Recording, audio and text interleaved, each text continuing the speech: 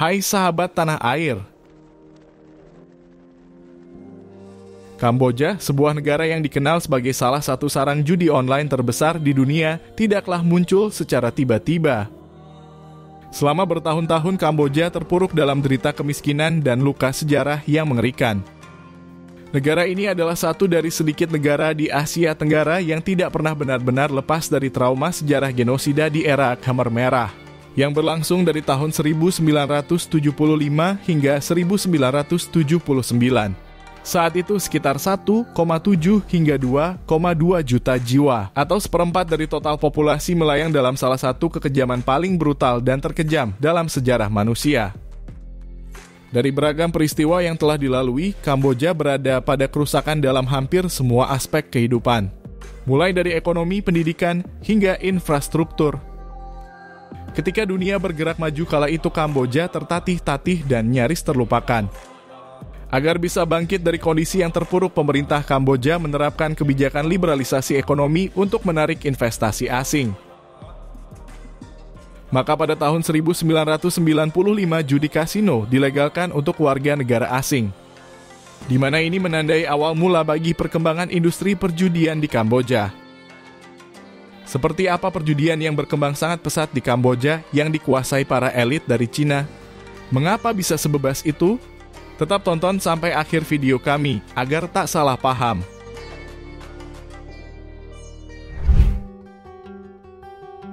Pada tahun 1995 judi kasino dilegalkan untuk warga negara asing, di mana ini menandai awal mula bagi perkembangan industri perjudian di Kamboja. Ternyata warga Kamboja sendiri dilarang berjudi di kasino domestik berdasarkan Undang-Undang tahun 1996. Maka pada awal tahun 2000-an, Kamboja masih memiliki salah satu GDP per kapita terendah di Asia Tenggara, yaitu hanya sekitar $300 per tahun. Sebagian besar rakyatnya masih hidup di pedesaan dan menggantungkan hidup pada pertanian subsisten. Namun segalanya berubah drastis ketika Cina melihat potensi besar yang dimiliki oleh Kamboja. Bukan dari sisi pariwisata, bukan pula dari sumber daya alamnya, melainkan dari sektor yang jauh dari sorotan, yaitu judi online.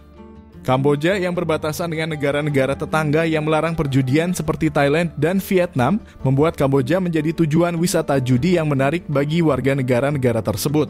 Di samping itu, pemerintah Kamboja menawarkan insentif besar bagi investor asing di sektor perjudian, termasuk pajak yang rendah serta aturan hukum yang longgar.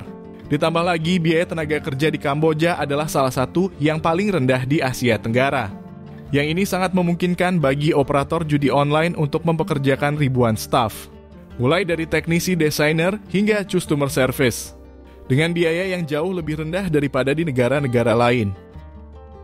Maka pada tahun 2019 misalnya, upah minimum pekerja di Kamboja hanya sekitar $182 per tahun. Jauh lebih rendah dibandingkan dengan Filipina yang mencapai $300 atau Malaysia yang sekitar $400. Kombinasi faktor yang menggiurkan ini membuat Kamboja menjadi lokasi yang menarik bagi perusahaan judi online. Oleh sebab itu, tidak butuh waktu lama, kota pesisir seperti Sanokville yang dulu menjadi surga bagi para backpacker berubah menjadi pusat perjudian yang dibiayai oleh pengusaha Cina. Dengan cepat, kota pesisir ini berubah menjadi miniatur Makau, dengan puluhan kasino megah yang menjulang di langit-langit kota. Pada tahun 2010-an, kota pelabuhan Sihanoukville menjadi pusat perjudian darat yang berkembang sangat pesat. Kota ini mengalami ledakan investasi dari Cina yang sangat tertarik pada potensi kasino dan perjudian online. Banyak perusahaan Cina mendirikan kasino di wilayah ini untuk melayani pemain dari negara mereka, di mana perjudian sendiri dilarang di Cina daratan.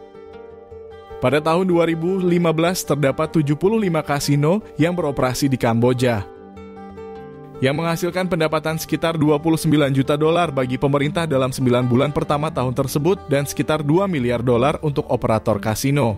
Kemudian antara tahun 2016 dan tahun 2018, investasi Cina di sektor perjudian Kamboja meningkat dengan drastis, terutama melalui beberapa perusahaan teknologi yang mendirikan platform perjudian daring.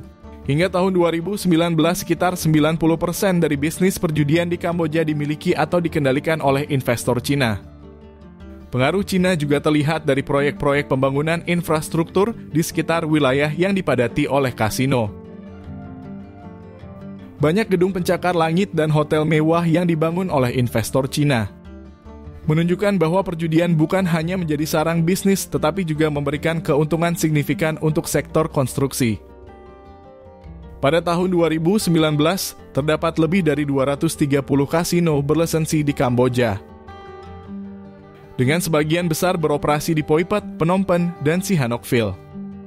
Di samping kasino, perusahaan-perusahaan Cina juga memanfaatkan prasarana digital Kamboja untuk mengoperasikan situs judi yang menargetkan pasar internasional,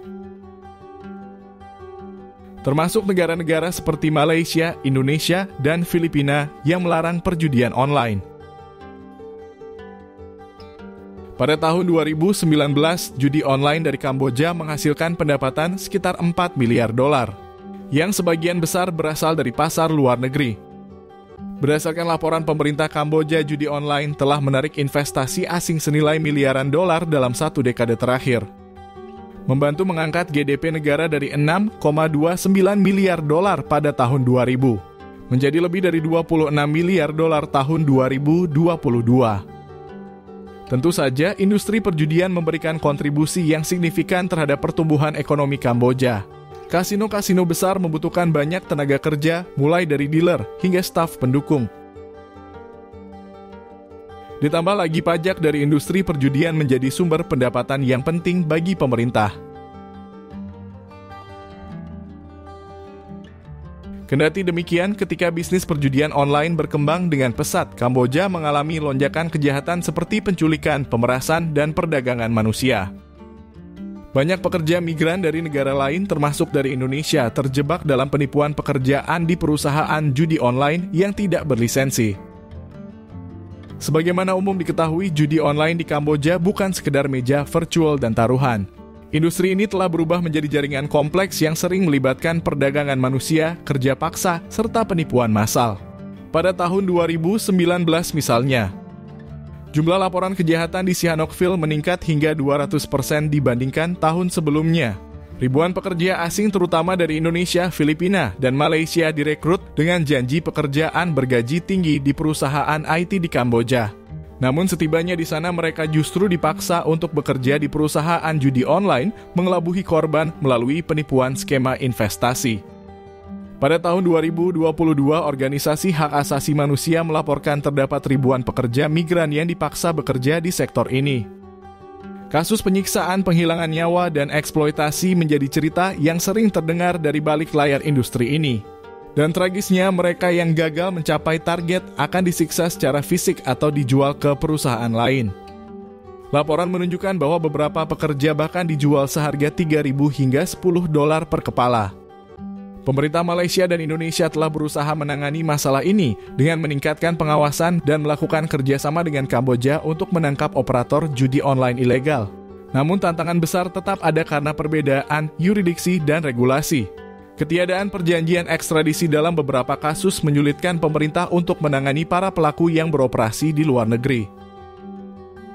Selain itu, meskipun pemerintah Kamboja memberlakukan larangan perjudian online pada tahun 2019, tetapi masih banyak operator yang beroperasi secara ilegal atau berpindah ke lokasi yang sulit untuk dijangkau oleh penegak hukum. Kota Sihanoukville menjadi epicentrum dari kisah kelam ini, di mana dalam waktu singkat kota ini berubah menjadi surga bagi investor Cina, namun di sisi lain menjadi neraka bagi penduduk lokal. Kasino menjamur di setiap sudut kota, menggantikan rumah-rumah penduduk dengan bangunan beton raksasa. Keuntungan yang menggunung dari bisnis judi online, kenyataannya lebih banyak dinikmati oleh investor asing serta elit lokal. Sementara masyarakat kecil tetap terjebak dalam kemiskinan. Berdasarkan laporan Bank Dunia, lebih dari 30% penduduk masih hidup dengan kurang dari $320 per harinya. Ini artinya meskipun perjudian telah meningkatkan PDB Kamboja melalui pajak dan lapangan kerja, akan tetapi ada dampak sosial yang signifikan, terutama bagi masyarakat lokal. Banyak warga lokal Kamboja merasa tersingkir akibat lonjakan harga properti dan biaya hidup yang tinggi akibat tingginya investasi asing. Dengan demikian, Kamboja kini tengah berdiri di persimpangan jalan, yaitu mencoba menyeimbangkan pertumbuhan ekonomi dan kerusakan sosial yang ditinggalkan oleh judi online. Pengawasan yang lemah dan korupsi di tingkat pemerintahan memungkinkan perusahaan judi online untuk terus beroperasi dengan modus yang lebih tertutup. Organisasi kejahatan terorganisir internasional kini memanfaatkan celah ini. Membuat hal tersebut semakin memperburuk reputasi Kamboja di mata dunia. Bagaimana menurut kalian? Terima kasih.